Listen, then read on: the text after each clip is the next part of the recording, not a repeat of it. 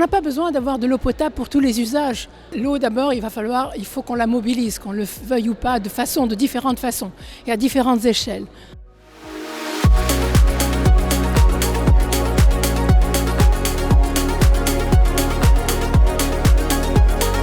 Alors d'abord, j'ai une longue histoire. D'abord, je suis africaine, je suis tunisienne, je suis africaine, nord-africaine et africaine. Et vous savez que la Tunisie a donné son nom au continent. Et moi, j'ai travaillé sur les problématiques africaines depuis très longtemps, du fait que je suis tunisienne, mais aussi du fait que j'ai été directrice Afrique pour l'Institut international de gestion de l'eau.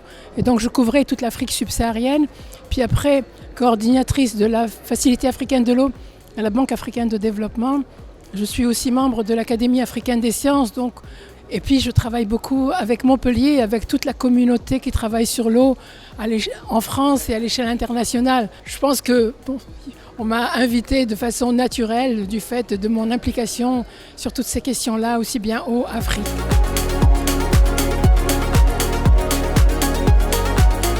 D'abord, je voudrais dire qu'on a tout un patrimoine en matière de connaissances, en matière de tout ce qui est par exemple conservation en eau en sol.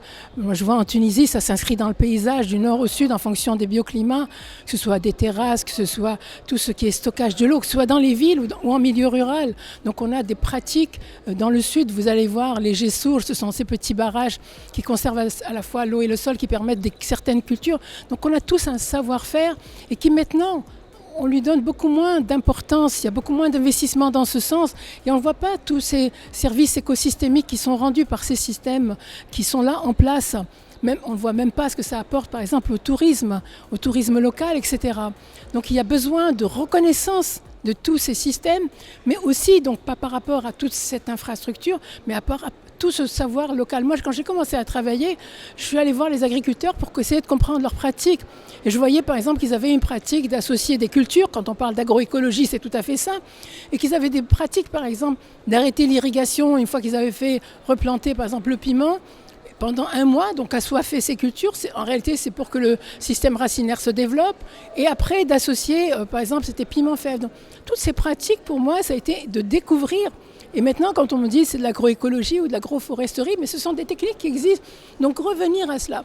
Mais maintenant il faut reconnaître tout ce savoir-faire, toutes ces connaissances, et les mettre en matière de politique publique à soutenir.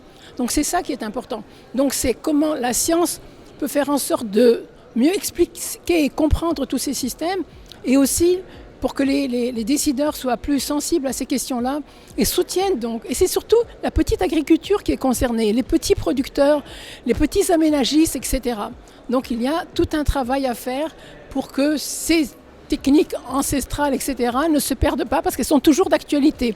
Il y avait même avant un débat entre les grands aménageurs et les petits. Et c'est intéressant de voir que finalement elles se complètent. Il n'y a rien d'antinomique. Tant qu'on travaille avec la nature, il faut reconnaître qu'est-ce que ça peut apporter aux uns et aux autres.